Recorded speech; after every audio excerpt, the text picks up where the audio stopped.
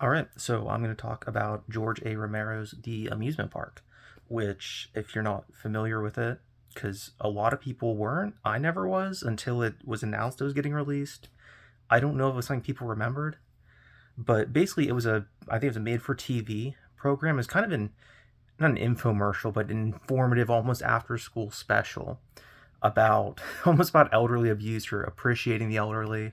Really, I think it was made to encourage people to volunteer to help them or to donate to causes. There's a list of some of them at the end, I believe, that pitched in, and it mentions that they didn't use many actors in the film. The movie's book ended by an introduction and then a conclusion by the main actor in the movie talking just as himself about his age and about the themes of the film to the viewer. And it's a very, very quick movie. I'm looking here at the Blu-ray, 54 minutes total, and I'm sure that's including the bookends. And the whole thing is basically life is an amusement park, and the elderly people are confused and they're kind of bussed around and pressured into situations or taken advantage of financially, in terms of responsibility, in terms of things like auto accidents, all that stuff. And it's just depicted very hellishly. It reminded me a lot of like Jean-Paul Sartre kind of stuff, like No Exit. It reminded me the beginning and end. It's a very circular narrative, which was really cool, I thought. It reminded me a lot of 2001, the ending scene of that. Very, very low budget, and that's a good way. I think it adds a lot to the movie.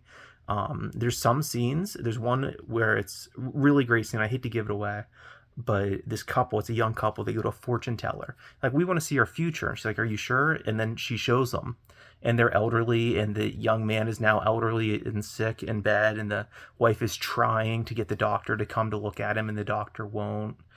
And it's just this hellish scene. And the interior of the fortune teller, that set of her, I don't know, her little room is like pristine. It's immaculate. But a lot of the other movie, you do see some film grain and some other things in it.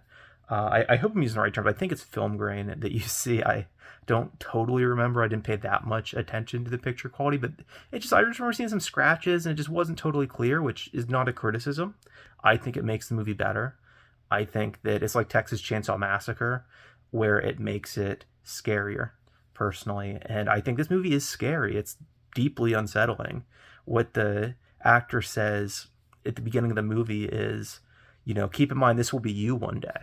And it is funny because it does have that thing like, I make a joke about like the Bible's the only book that kills you, the reader, off in the book of Revelations.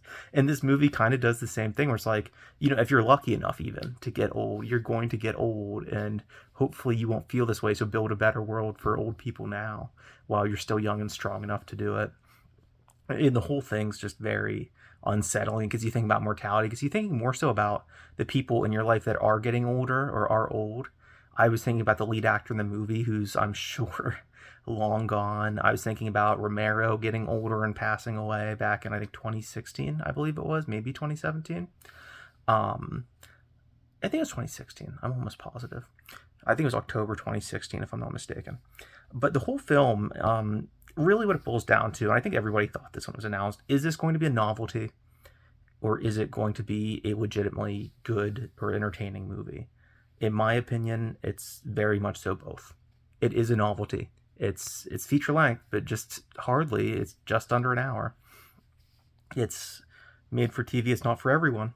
If you just like Dawn of the Dead, if you just like Creepshow, you may not be into this. If you're a Romero fan, I think you will be. I really was. And some scenes, it's not as viscerally scary as something like Night of the Living Dead. There's no gore at all. It's nothing like that, but it's very much so inspired by the obvious influences, Carnival of Souls. What I saw a lot of, shockingly, was Wild Strawberries and Bergman. Particularly some of the more surreal scenes in that movie I thought had an impact. Even some Seventh Seal. I think there's a pretty great kind of jump scare insert shot of a Grim Reaper type character. A really scary one when they're on a roller coaster, I believe it is. And it's just a quick flash, and there's this ogreish looking thing there. It's just a mask. I mean, it's, you can tell, but the cheapness of it makes it better. It makes it more powerful. And I really enjoyed the movie a lot. It really worked for me on pretty much every level. I'm a Romero fanboy. I mean, I'm openly enjoyed basically all of his movies that I've seen. Maybe not Diary of the Dead. If I rewatched, I don't think it would hold up for me. But like Survival of the Dead, his last movie, I didn't like when it came out. I rewatched it 2 3 years ago and loved it. Uh, so as a Romero fan, speaking from that perspective, as and for Romero fans, I strongly recommend the movie. I think it's miraculous that we got it at all, and I'm really excited about it, and I'm excited to tell people about it. So that's pretty much it. Those are my thoughts on the movie. I think it really works, and I was very pleasantly surprised going in with honestly no expectations.